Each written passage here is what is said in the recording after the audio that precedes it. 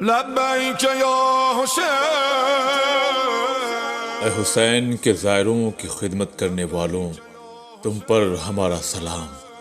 ہم اس دفعہ تو نہ آ سکے مگر ہمارے دل ہمارے ذہن تمہارے ساتھ ہیں۔ اے عاشقان حسین کا استقبال کرنے والوں، ہمیں ان راستوں کی یاد آ رہی ہے جن راہوں پر تم اپنی آنکھیں بچھائے ہمارا انتظار کرتے تھے۔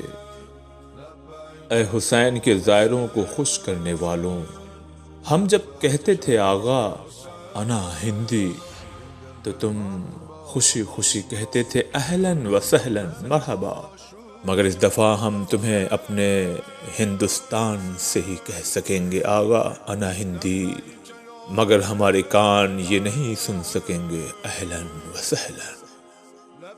دیکھو، اگر تمہیں تمہارے ہی موقف میں جانے پر ہماری یاد آ جائے تو ہمارے لیے دعا ضرور کرنا۔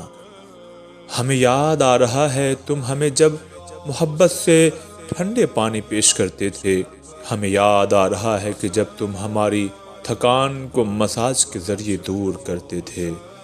تمہاری خدمتوں نے ہمیں بھی خدمت کرنے کا جذبہ سکھا گئی۔ ہم بھلا یہ کیسے بھول سکتے ہیں کہ تم ہمیں پہلے کھلاتے تھے اور خود بعد میں کھاتے تھے۔ وہاں کے دن، وہاں کی راتیں، کبھی ڈوبتا ہوا سورج اور نماز کی تیاری، تو کبھی صبح سویرے نماز کے بعد ٹھنڈ ہواؤں کے بیچ تمہاری محبتوں سے بھری گرم چائے ہمیں بہت یاد آ رہی ہے۔ ہمیں یہ سن کر بڑا تعجب ہوا کہ تم صرف اس لیے اربعین سے ایک دن پہلے زیارت کر کے چلے جاتے ہو تاکہ ہم زائروں کو اربعین کے دن بھیڑ کی وجہ سے زیارت کرنے میں کوئی دشواری نہ ہو۔ آپ کی ان محبتوں کا شکریہ، مگر اس دفعہ اے مہمان نوازوں، اربعین کے دن کربلا میں ہی رہنا، زیارت اربعین کے دن ہی کرنا، اس لیے کہ ہم نہ آ سکیں گے۔ اے حسین کے زائروں کے بچوں کے ناز اٹھانے والوں، ہماری طرف سے اپنے بچوں کو پیار کر لینا، اس لیے کہ ہم نہ آ سکیں گے۔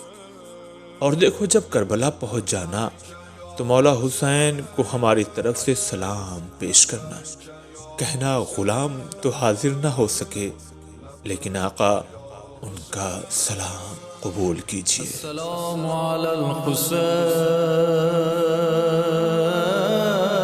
یا حسین یا حسین